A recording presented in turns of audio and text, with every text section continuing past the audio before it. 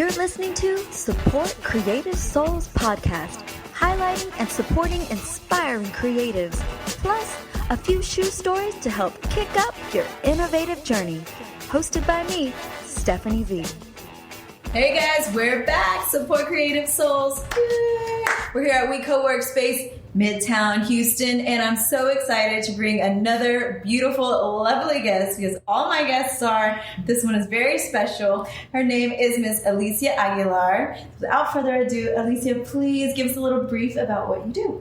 So I'm a graphic designer here in Houston, and I've actually been able to kind of start my platform through the Houston Latino bloggers, which really did so much for me. But I am a wife and a mother first, and so my family is always something that I'm, deeply involved in, and always trying to take care of everybody, but then also create something for myself. So that's really what I'm all about. And I love having moms on here because I think a lot of women, a lot of moms that do watch the show struggle with the same kind of things. It's like being a creative, but being a mom first. Really and to really try to balance it out. And so what are some of the things that you do to do that?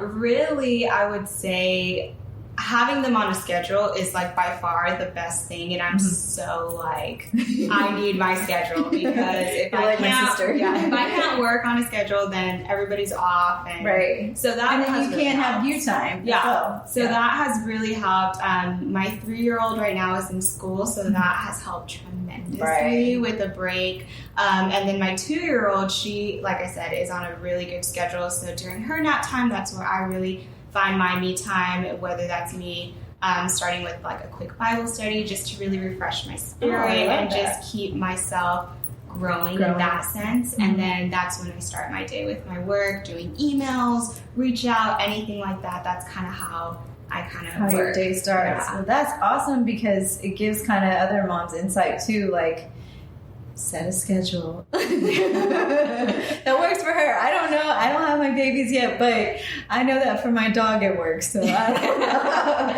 so tell us a little bit more about being a graphic artist, how you started. Did you go to school? A little bit of your journey. So really my backstory is 180 from where I'm at now. I really wanted to do be an FBI agent. I was all about it. Oh I loved it. I was I want to roll around and just, do all these crime things. We're born here. So I was really into that. And then during school, I had to do a project on what you want to be. And then there was all these crucial things. You had to have perfect vision. You had to be a certain height. You had to do all these physical things. And I was I'm not that height. I don't have perfect vision. You slowly saw your dream fade out. So I was definitely not happy with that. So, that's when I just kind of, you grow more, and I got more into fashion, and then I went to school for fashion design and merchandising. So that's where my degree is in, but I love to always sketch and to draw. So that was something that I would just continuously do. Actually with the bloggers, with the Houston Latino bloggers, that's when I was inspired by their group, and I just drew something, and it opened the door into graphic design of, I want this as my logo. And then other people wanted similar things, but different. And so it really was wow, my art can be used more than just a picture. It can be a logo. It can be for branding purposes. And now with social media being the way it is, you need content, you need this. So it was really just a big window of opportunity. So that's kind of I think it's crazy how you have gone for different things, and it's been recently actually that this has kind of just dawned on you, because I know that. How long have you been in Houston? She's from San Antonio, guys. Yes. Are all my San Antonio kids out there? Yes, I'm from San Antonio, and so I've been here for about three years. So actually maybe 4. So, I met my husband in San Antonio. Okay. And we fell in love, and then he was moving back to Houston because that's where he's from. All his family's here. So I decided to get up and move, and, we started our family and just nested here. Right. And so that's where we've been. But I love Houston. I feel like it's obviously it's way bigger than San Antonio. So right. there's a lot different. to do San here. Antonio's great too, though. But yeah. I love it, and I love being able to just find different areas and just find different inspiration, and it's more than just to create. me. Yeah, it's my girls now that I'm, trying to inspire them to see one day. And that leads me into you created the Lofty Mom. So was that something that you were doing in San Antonio, like through the blog, or did you come to Houston and you decided to put the blog together? How did that start? The Lofty Mom really started after becoming a mom. Mm-hmm. And it was with my first pregnancy with Emma that I was like, wow, like I'm seeing all these mom bloggers, like what are they doing? They're so crucial for moms nowadays. So I was just like, maybe I can do this and share my story, my journey with pregnancy, because it was our first time and I had no idea what to expect. Right. So I was thinking of what kind of mom, like what words would describe mom. And so I was looking up different words, and lofty came in to play, and it's really just like something lofty is like big, and I just thought that's the input that I want on my family, on my girls. Like I want to be a big, magnificent, like imprint in their life. And so now where I'm at now spiritually, I feel like it's just kind of grown into a whole new meaning of where I carry my faith and how I want my girls to be raised and all that. So I started that and really just hindsight of a blog and wanting to do, but it's really evolved now into a give back, into me working as a brand and also kind of sharing our story. Right. And that kind of brings us into your purpose of what your creative endeavors have turned into after the loss of your son, Mark Anthony. And I was reading about your story on the interview and I was just like, wow, because not only have you found purpose through your creative endeavors, but it's also you found purpose with what you're doing with your life, and on top of the fact grieving and still raising your babies, and it just interesting how God makes it like come full circle, and you can really continue to build that and help with your grieving process in creating. So talk a little bit more about that. So our second pregnancy, we were in shock when we found out it was. I can imagine. Like, it's not like it runs in our family or anything like that. And this wasn't like fertility or anything, right? It was just me and my husband. So we definitely were shocked when we found out, because the doctor was even like in the sonogram and was like looking, and she was like, well, I think there might be, I don't know, she didn't want to say it, and we were like, oh my God, like, what is she about to that's say? Scary. Like, that's, Yeah, so we were just kind of, she's like, I think there might be two. And we were like, your husband faints. So we were just like, okay. And so she finally was able to, like, the snapshot of a sonogram, and she caught both. And she's like, yeah, y'all are having twins. And we were like, wow. So we were really excited, really like just, that's a blessing in itself. So they did tell us up front, though, twin pregnancies, there's a lot of different,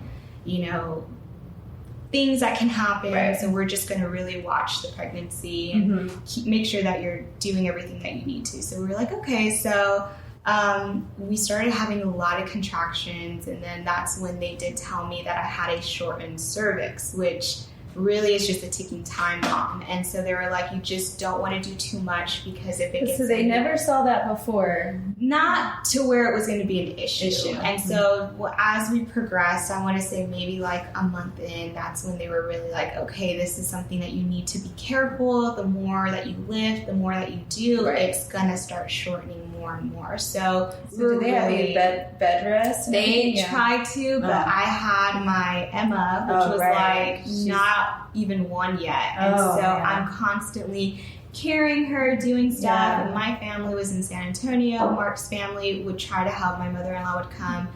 He had to go out of town for work. And so it was just a lot of stuff going on. So we really couldn't put me on bed rest as much as we would like to. So at 25 weeks, that's when we gave birth, and they were micro preemies. It was Selena and Mark Anthony, and they were 1 pound 14 ounces. So they were teeny tiny. So, you know, we had no idea of the journey that was about to unfold. And so we just knew, okay, we have to be strong. You know, they always say, be strong and you can do this. And so it's just so different. But it's like walking in it. It's like, be strong how, I think is the biggest question now. Is like, not be strong, but like, how am I supposed to be strong? Like, in what kind of ways, you know, because I don't think anybody going through that situation is just thrown upon you, you know? So it was just a completely whole new world too, because I mean, everyone's upstairs on like whatever floor you're on, the 5th floor, giving birth, and then you get transferred to another floor where it's all these families that are struggling day to day, minute to minute in the NICU with their children, where you don't see that, you know, you're completely hidden from what's going on upstairs. And so when we were down there, it was really eye-opening for us to see like, oh my gosh, it's not just us. All these other parents are here for a reason. So me being the artsy crafty one, I was so excited. I was like, okay, I'm going to decorate their little space. I'm going to do all this stuff. So I definitely loved to do that and was trying to do it as much as I could for them. And that's where I noticed a lot of other little ones didn't have that. And not to say that their parents didn't want to, but maybe they just aren't as crafty as I am. So I started just making a whole bunch of artwork, and I would leave it at the front desk and be like, just tell parents, take whatever they want. And it would be little characters or, you know, empowering scripture for them to just rely on and to remember that they're not alone in this. So they started telling me at the front desk that the parents loved it, that they were just like, this is something so amazing that you're doing, and it was impacting them. But then sadly, our son got really sick one day, and they called us, and we were just like, I needed to know, because it was his nurse talking to me on the phone. I was like, is this like bad? And she's like, I've never seen it go this bad, so I think y'all need to come. So me and my husband rushed over, and we were thankfully there with him when everything unfolded, and he did pass away. But it's kind of that double-edged sword. It's like you get to have those last moments with your baby, but then you also have to see everything unfold, which is really heartbreaking for us.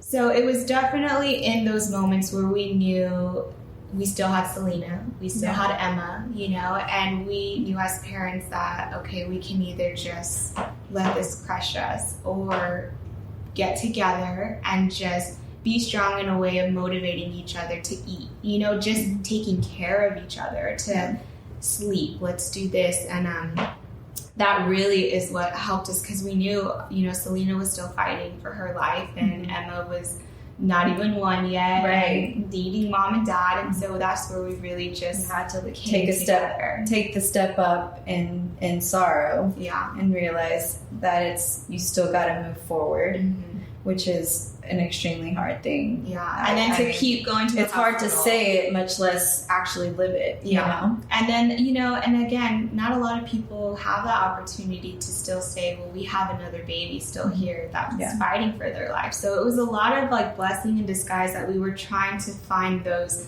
little positive moments of, okay, we still have one, you know, we still have one, and she's so much more a part of him than anything else, so we need her to like fight, and we need to be there for her. So it was definitely, I mean, just the whole loss opened my eyes to a lot of different things that didn't even necessarily have to do with grief in itself, but just, you know, not judging the book by its cover. People had no idea what was going on with me and my husband, and would see us, you know, upset or crying, and it was just, they had no idea. They probably thought we were fighting or something in public, and just did not know that there was a loss that we were seriously like going through. So through that, you know, because it's easier to say, oh, don't judge a book by its cover, you don't know what people are going through, but it's also when you actually go through it to know, like, just pray for somebody. Like, if you see people struggling, I'm always like, I'm just going to say prayer. You just don't know. Even if somebody has like a bad attitude, like, you have no idea what they're going through. So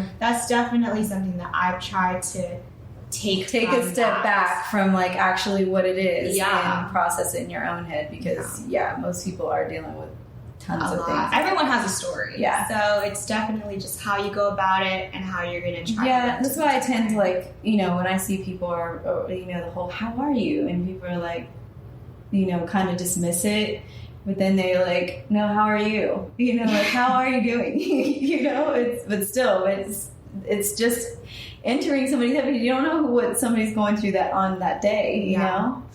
But so it's 2019 now, and how is baby doing? Selena is our feistiest little one ever. She's definitely, I mean, she's 100% healthy. Mm-hmm. You look at her, you would not know that she was a preemie at all. Emma, big sister, is great too, and I feel like they're just happy. They're happy little girls that have exactly what they need, you know, mm-hmm. not more. They're not spoiled or anything like that, but I feel like they will one day see, I guess, like what we went through, and I hope that they are able to understand that their brother is always going to be a part of their story mm-hmm. as well, and how they were raised. You know, really, that's the bigger picture. And I feel like now that it's gone full circle with you, this has enabled you and still gives you peace of mind and purpose when you're creating, like, because that is in mind, and that did help you in a difficult time. Yeah. So it's like, it's not only are you just doing it because you love to do it, because it does bring you back to a time where you felt like you were doing and helping make other people happy in what you were doing. Yeah, so definitely continuing to give back the art, mm-hmm. and now it's with a bigger purpose. It's in honor of my son, and mm-hmm. it's keeping his name alive and keeping something for me to do that I can do, you know, out of my own means. And I've had people donate art supplies and paper and markers and just different random things for me to just put together, and just I'll go take it to the hospital when I can. Mm-hmm. So that's always been another huge blessing, because people want to help in a certain way. So both of us, me and my husband, have been able to try to link into something to honor our son's memory. So talk about a little bit of the things, the organizations that you've also linked up with, Erin's Campaigns for Kids, some of those things that you've gotten involved in. Yeah, so on my website, I have a ton of resources. And that was really because while we were going through our loss, I was reaching out to people like, how do I figure this out? You know, what people, and there's a lot of huge organizations, but I never got a response mm-hmm. from those organizations. You know, right. It's a big thing. And so with these specific foundations that I have on my website, I got personal responses from each of them and kind of learned a little bit more about all their stories and what they were doing. So I wanted those resources posted on my website, because I wanted people to know that you're going to get a response from them mm-hmm. if you're going through this. If there's a parent that you know, a dad that's going through the NICU, I have the NICU beard that they have like a guide, and it's mm-hmm. for dads. So that was something I didn't want to not shine the light, because dads go through loss too. Yeah. You know, a lot of people were like, but you're the mom. And I'm like, he's the dad. Like, we're in this together. So it was just to help bring light for people to have those resources available. And I think it's great that you've been able to still want to do that, because I think many people grieve in so many different ways. Mm-hmm. But I feel like, you know, that you've been able to want to do more for other people, and it seems like then really sit and think about, you know, what's going on with you. It's like, I feel like you're more wanting to give, you know, in a way to help others more, and maybe that's just a different way that you've been grieving, and that you feel good for other people to know, like, this is what can happen or what we're going through, so that you can feel the same way. Yeah, because it was something, like I said, nobody could tell me like what to expect in the NICU. Mm-hmm. Everyone has different stories.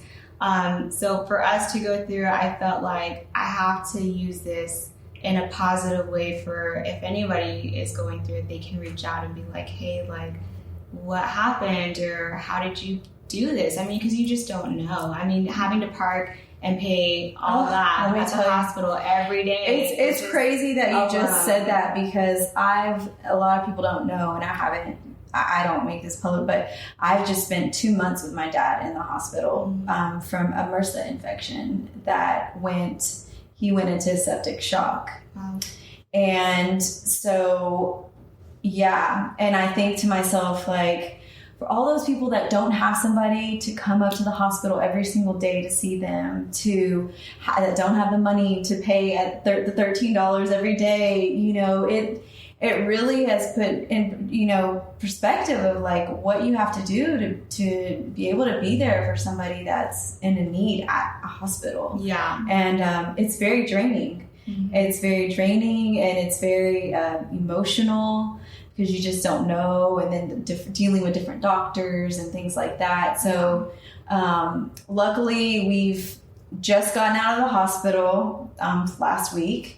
And he's doing better. He still needs a procedure, but when the whole parking thing, like, really, and those are like little things that people just don't think about. It really adds up. And so there was actually an organization that they give like parking little things like for families to help, and they'll like donate $100 for you to just have that coin to put in every time you park. So it's just something you don't have to worry about. So that's why I was like, there are things that people don't know, you know, because you're not thinking of that. You're just thinking of the baby going to the hospital, trying to see. So it's just little things like that, you know, to kind of help with those resources. And I just love, though, like, so have people reached out for me from the hospital to design anything else, or have you just been donating more? I'll just donate stuff. They had connected me with other moms that have gone through something, which one mom in particular, our stories are very similar. She also had twins, and so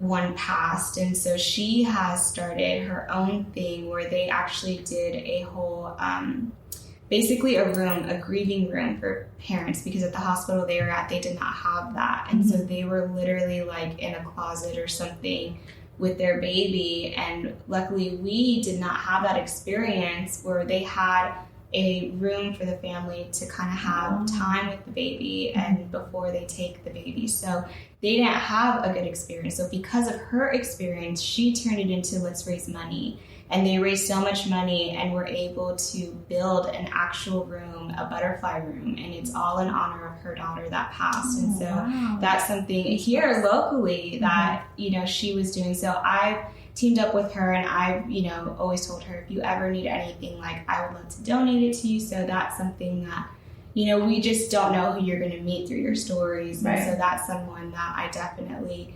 understand where they, you know, went through and their fight as well. So that, you know, you see them and they did something for other people that wouldn't, you know, she could have just been like, oh, well, like, they didn't have that, and kind of like hurt from that, but she did something about it and is now helping so many other families grieve together and not feel uncomfortable with other people around them. Like, this is a safe room for them to just be with their child. I love that. I love that you can bring something so terrible but back into helping others and helping them grieve as well.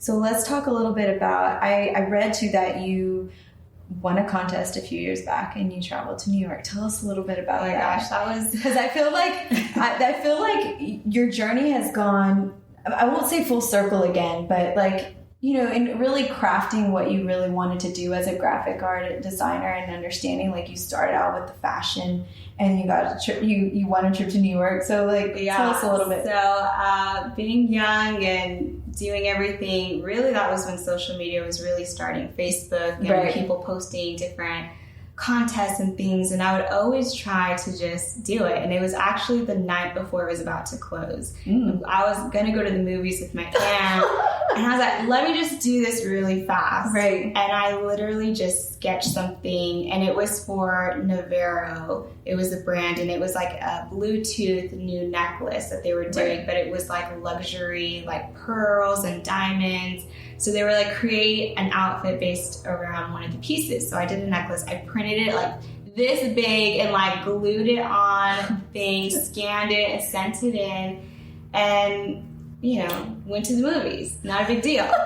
Then I get an email, and they're like, you were the first place, congratulations. But because I wasn't even 18, I needed an adult to go with me. So my aunt went with me, and we just like I mean, it was crazy. And actually we had a driver pick us up at the airport, and he was Mr. Big from Sex and the City. He was his personal driver. Oh, wow. So he was kind of like telling us stuff. So it was like really cool. Is he the one that drove off with him when they were supposed to get married? So I was just like, oh my gosh. So it was really fun and exciting to actually go to an actual fashion event where there were people there. Yeah, it's great. Models and all this stuff. So it was like, I loved it. And so that's what made me continue the fashion. So in San Antonio, I just kept with that. And so I got really like plugged into a lot of fashion events there locally and doing my school and just doing a lot of stuff there. And then it just, you know, faded when I met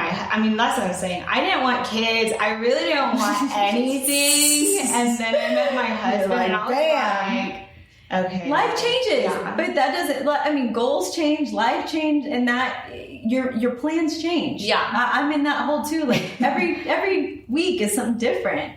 But that doesn't mean, but you just have this craft so that you can do anything with it you want, you know? So Yeah. what are some of the high challenges you think since being in Houston that you've had with trying to, you know, start this business? I mean, aside from a family, I think that's one of the biggest struggles where a lot of moms and, you know, even dads don't know how to balance it all. Right. You know, they want to do their own thing and still have to work a full-time job, still have your family to take care of. And so I think that part, it's really just about maintaining some type of consistency. So for me, really the schedule just really was like, okay, Alyssia, what are you going to do in this hour? Make it count, you know? So it was like, and that's what a lot of people do. I mean, which is true. You need to rest because there were days where I was like, I'm just so tired. And my husband would be like, sleep, you need to rest. And so I'd be like, fine, I'll take a 20, like I'll take a quick nap, but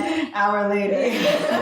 So it's in those moments where you have to really prioritize and decide like what you want. For me personally, just based off of our backstory with the twins, and then when Selena came home, I did decide I'm not going to do a lot of stuff because we were really protecting her to not get sick, to be around a lot of crowds, and then, you know, you bring a germ home and everybody gets sick. So because of that, I just utilized social media. And I was like, I'm just going to do what I can, reach out, email people, post my art, see what happens. And really, the Houston Latina bloggers, like, just really put me out there to where all the people in the group were like, I love this, and really giving me that support and, you know, kind of confidence to keep doing it and to keep growing. And so that was really, for me, the biggest thing is basically myself and overcoming those, well, I'm a mom, like I gotta do this, I can't do that, I can't go anywhere, I don't have the time, but it's really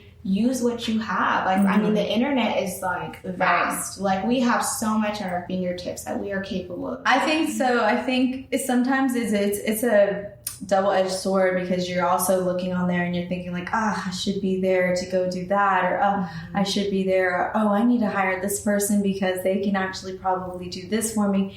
And then you realize, like, the next day you might get a message from so-and-so and be like, hey, I looked at your stuff on your Instagram site, you know, because that's where I found you. I mean, I found you on Instagram. I wasn't sure what it was which one it was that I saw, but I was like, oh, I like her. She would be great for an interview, you know? So it just like, you never know. Yeah. And you're right.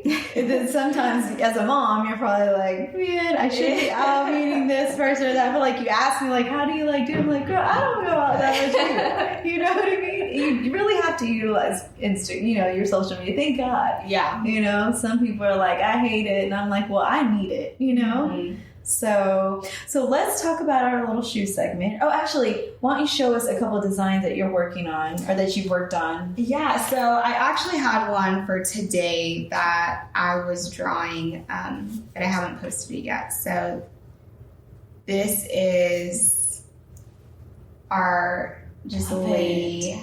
I love that. And I try to, right? I know. I'm like, I always try to draw something that I don't have, in a sense of like, I don't have like a little ring. I don't have these long nails. I don't have all this fashionista stuff. Yeah, I like that top a lot. I try to just incorporate something that is going to inspire me, myself. And then, so I'll take and just tweak it and make it like I would totally. You also use a lot of vibrant colors. I think that's what like really got my attention, because I love that pink in there. But like even the logo you did for the Latina bloggers, just like so colorful and so so the bloggers, like just colorful women from everywhere, and it just is beautiful. So I love that. But you also said that you do unlimited. What is it called? You do unlimited editing. Yes. I'm like, that's like having a great moment. Yeah, so editing. I'll do like you mean like designs? Yeah, because I know like I'll get like someone designed something for me, and they'll be all like, oh, can you do this? Oh, can you do that? I'll be like, okay, you get 3 edits, and so like logos. Yeah, okay. So definitely it created into logos, and so I had a friend actually who also would do logos and stuff, and she told me, she's like, why are you offering unlimited revisions? Because that's something. Revisions. That's the word. Oh my God. That is something I love to offer to my client, which I don't think you see that in you don't at all, period. Because one, I feel like when you have a limited set, it's putting a lot on me to be like in this bubble. Perfect. Like you have to get it right and like 3 ideas, and if I don't, then it's like, okay, well, let me go back. So I feel like having that unlimited atmosphere is one, putting me at ease. It's going to put you at ease. It's going to let us create together. Yeah. It's going to really see, okay, I've had clients where they're like, I have no idea what I want. And it's like, okay, well, tell me about your business. And we talk and I take down notes. I will come up with something, and then they're like, I love it. And I'm like, okay, great. We got even one shot. Yeah. Then I have the other client where they also don't know, or they have some ideas, and then we'll create something, and it's like, oh, this made me think of this, or let's try this. And it's like, okay, great. And so we're just evolving as it goes, which really allows us to make sure you're not at the end of the day like, we should have tried this. Yeah. Or, God, maybe I should have done Now, that. these are for paying people, okay? You're not getting unlimited revisions if you're not paying. No. Which I feel like I'm very like open to price, especially if it's something that's not going to be as detailed. Okay, let's work on this and this. Yeah. I have different packages and different things where that's good. It's better for some, and some you don't need this. Yeah, because I'm always like, well, do you miss out on the opportunity to work for somebody because you're charging this much, or do you kind of work with people's budgets? And I feel like that brings more opportunity your way, because people are starting businesses, don't have the means, but really need a dope logo. So it's great that you work with people's budgets. Yeah, and definitely getting to know my clients. So I feel like that's one thing that I try to do, and everything has been through email, text, by a phone call. Like, that's it. I've worked with people in China that do not know great English, and we created a floaty for them, and so it was through my art, and so he actually is doing that. And so it's just different opportunities where you just cannot limit yourself.